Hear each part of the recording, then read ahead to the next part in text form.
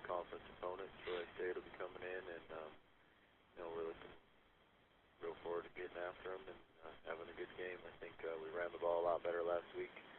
Our defense played well at times, but we just got to put all 4 quarters together this week. Thank you, Coach. Our first questions come from Randy with the Sunbelt Digital Network. Randy, please go ahead. Good morning, Coach. How are you doing this morning? I'm doing all right. How are you?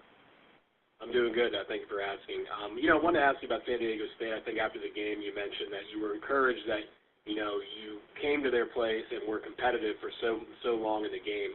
What kind of things can you take away from a game like that, even though you came out on the losing end?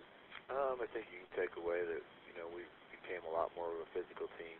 They're old school. They're going to just line up, try to run it right down your throat.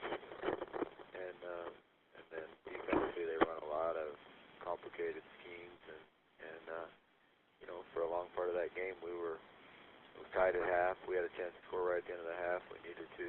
And then came out in the second half, and it was 28-21, and we drove all the way down to the 6-yard line, and then killed ourselves again with a turnover. But up to that point, we kind of went toe-to-toe with them in a physical battle, and so that part of it you can take away that we've moved a long ways, in the program in 2 years. I think last year at this time they had to probably beat us by about 50. So we came a long ways, and now we just got to keep coming and hopefully finish the year here with a couple wins.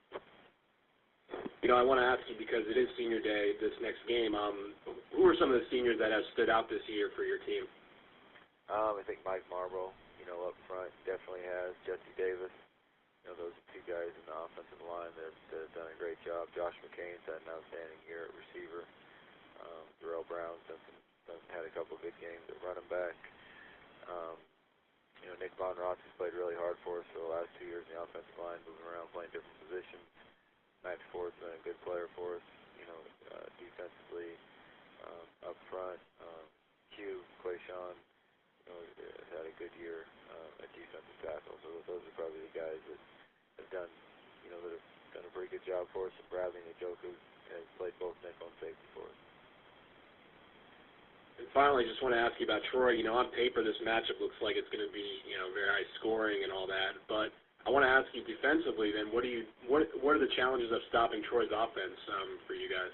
You got to stop the perimeter. Really, they do a really good job with all their bubble screens. They do a good job with their zone read, with what we call knife, but the quarterback power or the sweep play. So we got to do a good job of tackling on the perimeter and stopping their perimeter game. Thank you, Coach. Appreciate your time. Thanks, guys. Bye. Thank you, Coach, and thank you, Randy. That's all the questions I have for you today, Coach. We do appreciate your time. Thank you. Thank you. If everyone could stand by, we'll place you on hold. We'll be back with Doug Martin of the next